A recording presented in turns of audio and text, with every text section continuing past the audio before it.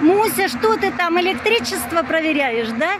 Ну, правильно. И Ира, погляди, уже у нас электрик. Мы только поставили, электрик уже там находится.